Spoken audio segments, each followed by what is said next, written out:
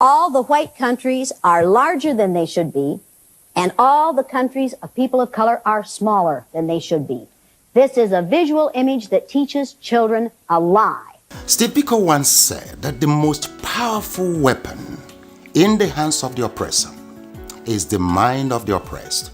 Good everyone, this is Dad the most outstanding and really pumping Ebisi Power husband. And as usual, I have beside me my most scintillating pepperoni, sugarlicious, hot baby girl. Good day everyone, I'm Setro, and it's a pleasure having you around on setrosvlog today. If you're not yet subscribed, please subscribe and press the notification bell. And don't forget to like and share. Thank you to all that have been subscribing and supporting the Setros Foundation and everything. So today, what are we discussing? It has come to our notice, and it's been there all the while, that the African map, there's something actually behind it. There's something fishy about the way the African map is being displayed across the globe. And this is what I call a situation of motutwa kaluntwa. It's a distortion of memory, distortion of brain, implantation of falsified information that have been classified as correct. And I think the brain behind this is just to get at the minds of Africans, because once you conquer the mind of someone, that person is conquered. Once you're made to believe maybe you are, I don't want to use the direct words, let me say this green flower, and you're made to believe that this is purple, and you feel purple is the only selling thing, and you feel your green, it's as in they just distort your image, your personality. In simple terms, in Yoruba language, which is a language widely spoken in Africa, that's what they call Osonori. Once you allow them to sonori with false information, Osonori means what? You have allowed them to crack your brain with falsified information appearing real. I tell you, you are operating under what we call I just think the whole thing, the in thing about this thing is just to give us this false information that we're small, so that those that are really dominating us, they feel they are bigger than us, but in the real sense, you're actually bigger than them. They are just trying to make sure they paint that pictures. And how do they achieve this? They miseducate our young ones from the schools, and with the map showing Nigeria has been under Africa, I said Nigeria is not Africa, has been under the equator, and Africa is just like a small space of land. No, let's even ask ourselves this question. When you say something is an equator, the midpoint of something, isn't it? If the equator is this way, then that means that the two parts are what? Are equidistant. Is my English correct? Equidistance, because when I'm angry, that's when I speak Ascendulian English. Now, if you say that's the equator, and you are showing Africa below the equator, and you are putting other continents above the equator, and when we look closely, other continents that are above the equator, they are bigger and larger, and those below the equator, they are either shrink or shrink. So the in thing is that there is this massive falsification of identity for the Africans, because it's like there's so much to the soil of Africa, that Africa has a lot for the world, and they don't really want us to be aware of who we are, and they don't. And I think that's why we have to re-educate ourselves as Africans. We have a series of videos for you to go through. When you are done with the video, we'll come back and expatiate. The use of world map, yes, world map, to create a visual illusion of a small, intellectually, politically, and economically insignificant Africa. But is that really true? Now, here are the facts. Africa has a total area space larger than all of Europe, China, and the United States of America combined. Yes, it is 3 times the area of China, 3 times the area of Europe, 3 times the area of United States of America. Meaning, you can transplant China, Europe, and United States, and several other countries on the Africa continent, and they will fit neatly. Africa is 30.5 million square kilometers and a youthful population of 1.3 billion inhabitants. China is 9.6 million square kilometers and 1.4 billion inhabitants. India has a total space of 3.3 million square kilometers and 1.4 billion inhabitants. Now, yet, Africa is projected as overpopulated, and pressure mounts on Africans and their leaders to depopulate. Why? Why?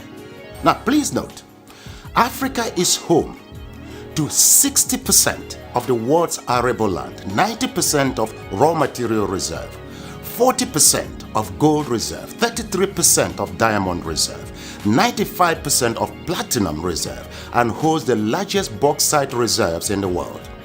Of course, in addition to manganese, woods, uranium, crude oil, and others. Yet, the continent is touted as the poverty capital of the world and ripe for depopulation. The question is, why? Well, President Jacques Chirac of France provides an illuminating insight. He said, "We bled Africa for 4.5 centuries. We looted their raw materials, then we told lies that the Africans are good for nothing. In the name of religion, we destroyed their culture. And after being made rich at their expense, we now steal their brains through miseducation and propaganda to prevent them from enacting black retribution against us," unquote. Well, put simply, for over 4 centuries, Africa is not in control of its resources. Look, a 2016 study of Africa by the NGO called War on Want reveals that 101 companies, mostly British, control $305 billion worth of platinum, $276 billion worth of oil, and $216 billion worth of coal at 2016 market prices. Yes, they own mines or mineral licenses in 37 African countries and control vast swaths of Africa's land, 4 times the size of the United Kingdom. Now look, Africa subsidizes the rest of the world by $32 billion annually. This audience is a very interesting group because of the differences. It really bothers me when I talk to all-white groups because, folks, there's no such thing as an all-white group. You all have the same great-great-great-great-great-great-great-great-great-great-grandparent back there 280,000 years ago, and she was a black female. Why the maps? Why the maps? Well, because people who are racist in this country, we're all racist. White folks are all racist. We don't understand where it comes from. You can't cure it if you don't recognize that you have it. We all are infected with racism. We are taught to be racist in the schools. And here's just one example. Will you hold this up here, please? How many of you have ever seen a map that looked like this before? How many of you have ever seen this map? Seen that map. Yeah. Isn't this the map that you use K through 16 in the United States of America? Now, folks, look at this map. According to your social studies teacher, what is the equator? Right An imaginary line where? Yeah. Around the center of the earth. Then if this map is correct, then the equator must be here, and Chicago has a tropical climate. Now, folks, this is the map that we use in the schools. Look where the United States is, in the middle of the world, right? Now, here's the USSR, which is no more, of course, Mongolia, China, Africa, India, Pakistan, Afghanistan. Now, look over here. USSR, Mongolia, China, India, Pakistan, Afghanistan. Two Indias here. We have 2 Indias. Did you know that? Now, people, this is a flat-out lie. Look at the size of Greenland and the size of South America. According to your social studies teachers, what were continents? Largest land masses on the face of the earth, right? Now, do you know the continents? Africa, Asia, Australia, Antarctica, Europe, North America, and South America. Did I say Greenland? Well, Greenland isn't a continent, but it's a huge landmass according to this map, right? The map is a flat-out lie, people. If you read the legend on the map, here it says, in fact, South America is actually 9 times larger than Greenland. Now, look at this map. The equator on this map is down here. All the white countries are larger than they should be, and all the countries of people of color are smaller than they should be. This is a visual image that teaches children a lie. In order to make this map anywhere near accurate, you have to take this over here and put it here like this. Now, well, can somebody hold that? Can you hold that down there, somebody? Are you a somebody? Sally is a somebody. Okay, yeah. Sally's a somebody. There. Now, take a look at the difference. Does that give you a different visual image of the importance of the United States? People, the way you use things like this, teaching aids like this, are what make you and I racist. We were taught that this is the way the world looks. It's a flat-out lie. If you have children going to school and they're seeing this map, Right. they're seeing a distortion Yeah. of size, of shape, location, of importance. If they're looking at this map, they're seeing a distorted, shape distorted, but size and location and importance makes sense. This makes no sense. Right. On that map, Alaska is bigger than Mexico. On this map, Mexico Yeah. is bigger than Alaska. And look at Canada on this map. Look at that thing. That much of the map. Look at Canada on a properly constructed map. Yeah. Do you think that's important?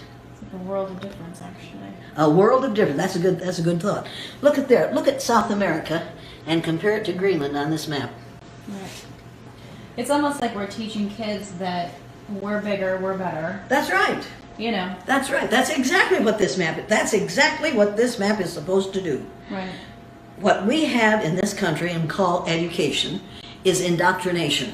So why do they do that? I don't understand. Why? Because the Pope commissioned Mercator to make a map that shows the spread of Christianity. So all the countries in which there are predominantly white people are larger than those in the southern part of the world. If we used this map in school, it would give children a different visual image of the size, the shape, the relative importance of the countries of the world. Would it be unreasonable to ask teachers to put this map beside that one in their classroom? See, I think that's one of the things you can do. Another thing you can do as a person who is a racist, learn about your own racism. First, admit that you have that problem. Then, we've got to stop denying. So after going through the various videos, you can actually see for yourselves what we've been saying. It's like just saying this big thing up there, it's an ant. So that you just make sure that from the mindset of that big thing, you are able to make sure that the big thing now begins to think as an ant. So that ant now actually elevates itself that I am the boss and begin to dominate and bite and kill the person. I think that's... Or what do you feel? I want to have your comments. How do you even explain a small island? I don't want to mention the country now. A small island, a very, very minute island, dominating even Nigeria. Talk less of larger chunk of Africa.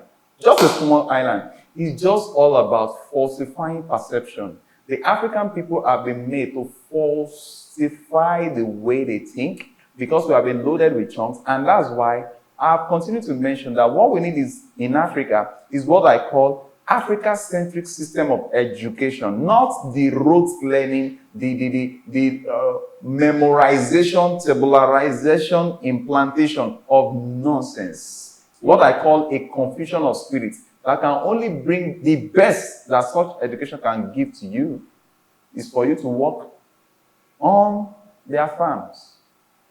I just think we need total reorientation and re-education. We should define what education actually means.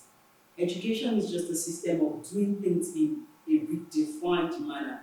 Things that will bring out outstanding results. But when we see right now that the education we profess to be having in Africa is just producing sets of graduates that are nothing. They have nothing to add to the economy. And you see them going about with paper. And I want to say this very painful word. The fact that this Western education in Africa is now so expensive. The Africans that are very poor, they have to spend their last dime. And whenever schools wants to resume, I've met with two families just of late now. They've been telling me this school fees store. Do you know we pay like how many dollars? If you have how many children, you have to pay like hundreds of dollars for them. What's hundreds of dollars? I'm talking of thousands of dollars. Even from the kindergarten. And the thing is, when they are out of the so-called glorified system of education, maybe the universities, the whatever, they come out, there are no jobs, and the parents have spent all their life savings on them. No, point of correction.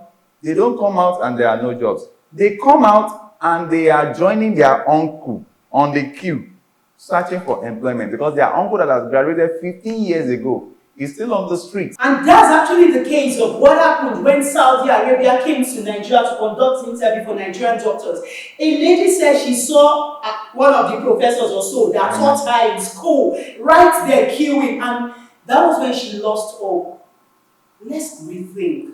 Let's go back to our values, our cause, what we used to do, the things we are known for, our skills, and that's what we're doing. It's like we're sounding the alarm, but we'll keep sounding it. I think more persons should come on board, and let's be concerned about our youth. Let's have this African-centric system of education whereby we are doers, we are producers, we are exporters, and not just importers. And that is why I'm so happy to some extent with ourselves, with myself, with the little that we have been able to do, because we have opened our eyes out of this useless box that we are always advised to think inside the box, outside the box. No, there is no box. Out totally. Thinking aright by doing what? By helping youth. I discovered that ever since we made it a point of duty to ask this our youth what they love doing, we have been able to save them from what? Castigating themselves on the basis that they cannot memorize some junks that are not interested. Somebody discovered Africa, as if we are not already existing in Africa. Somebody discovered Mississippi. How does that bring food to the table? How does that expand commerce? So we discovered this, and we are so happy that we have been able to impact the life of youths that we pick on the streets, and we train them in crafts that can change their life. So it's high time Africans begin to reason well. If at all you want to educate, we need to start thinking of how to change the system of education, or education as you guys will call it over there, so that we don't present to the world a complete idiot in suit, just like what I'm wearing. But thank God this one is having some African touch. You know what? There are just so many sides to it. There are so many eating factors. So many. We'll be coming to you on some other video, in some other videos. I think we cannot just say everything on this word. That's why, like, even our local languages, they've stolen them. Do you know right now that Chinko is producing toys with the Yoruba language? No, that will be for another day. So I think there are just so many sides to it. I think that's another topic. Just watch out for it. Just watch out for it. So with that being said, we don't want to take much of your time. Please, if you are seeing this video, give us thumbs up, like, and share our videos. By liking this video, that like or thumbs up is so important. You tell YouTube that the video is actually engaging. By placing your comments also, you tell them it's actually engaging. They will recommend it to many more people, and we really appreciate it. And before we wrap up, don't forget the joy therapy. Despite all this deception and everything that is going on globally, you should make sure you keep your joy. Your joy is your strength. It's your life and it's your everything. And that's just it. And that is what I call mental goodness, not illness. Because once you are able to retain your joy, what happens is that your medulla oblongata is doing what we call premiere. And in case you're watching, just look for your spouse. Bring her closer like this. Hug her tightly, like transformer, hugging wires. And tell me the results. Correct. Okay, that's just it. We'll come your way the next time we bring the Setro. Keep your joy. And you may like to watch this video or this.